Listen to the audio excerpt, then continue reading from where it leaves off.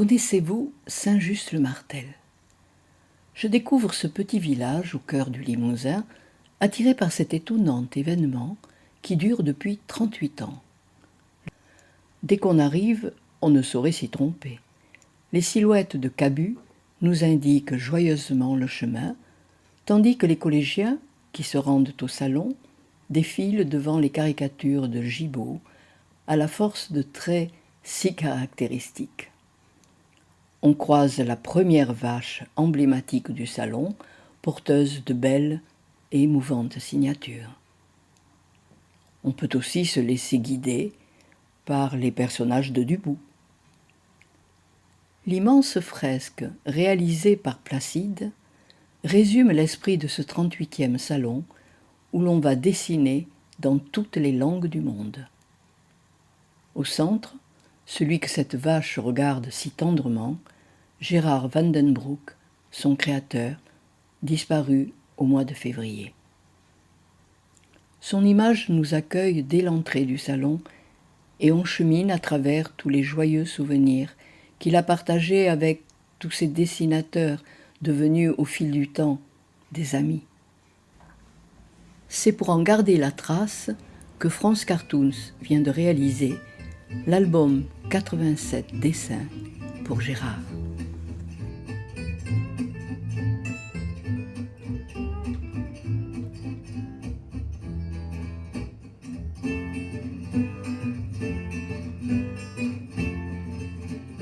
Pour nous, visiteurs d'un jour, le plus bel hommage qu'on puisse lui rendre, c'est de découvrir ce 38e salon où Saint-Just tout entier continue à faire vivre l'œuvre de sa vie.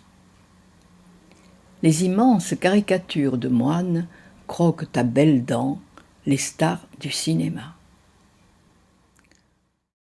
Obligée de quitter l'appartement qu'elle occupait depuis plus de 10 ans avec Georges Wolinski, Maryse, son épouse, a choisi de faire don du contenu du bureau de son mari au salon de Saint-Just-le-Martel.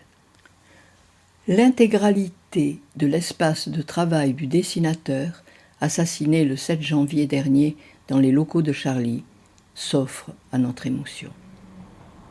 Une élégante vache noire nous engage à découvrir plus loin le célèbre dessinateur du journal The Guardian, Steve Bell. Nous le découvrons entouré des personnages de la vie politique britannique que son humour incisif et provocateur révèle avec une belle cruauté. Non è peccato, no? Ok.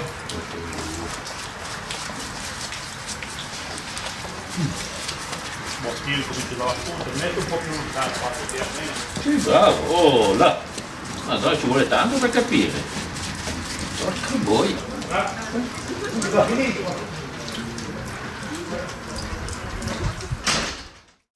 Et la voilà, en vrai, la fameuse vache au doux nom de Rosalie, qui va décerner le très fameux prix de l'humour vache. Ce sont les enfants du village qui vont dévoiler le nom de celui à qui va revenir cet honneur. Arrive le vainqueur, qui doit, c'est la tradition, faire la bise à Rosalie. Ce dont s'acquitte respectueusement le dessinateur Thierry Jean-Marie de Barrigue de Montvallon, dit Barrigue. Merci.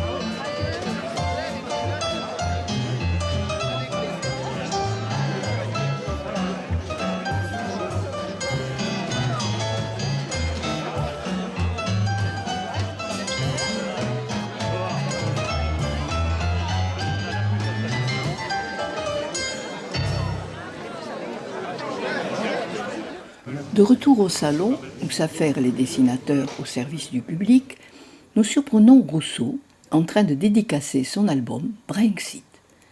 Car aussi incroyable que cela puisse paraître, ce grand monsieur à la carrière aussi longue que prolifique n'a pas encore publié le moindre album. Trop nonchalant, avoue-t-il avec ce sourire qui en dit long. Somptueusement édité par le journal satirique Zélium, qui fait le pari d'une publication imprimée, indépendante et subversive, sans publicité ni actionnaire, l'album Brexit a été réalisé avec talent par son rédacteur Cesare Piccoli. Il offre enfin au public de fabuleux dessins où se mêlent satire, humour, irrévérence, poésie. La remise des prix se déroule peu à peu, prix du public, prix de la fidélité, et tout particulièrement, pour la première fois, le prix Gérard Van den Broek, qui sera remis à Pierre Balouet, le président de France Cartoon. Un nouveau prix également pour le réalisateur de la fresque qui nous a accueillis. En hommage à Gérard, où on voit tous les petits bénévoles et tout ce que représentait Gérard, la mairie, l'église et le centre Loup. Et pour ce beau travail et cette belle réalisation, on souhaitait donc créer ce prix Roger Hart au nouveau décorateur, Éric Placide. Merci, et tu continues à nous soutenir.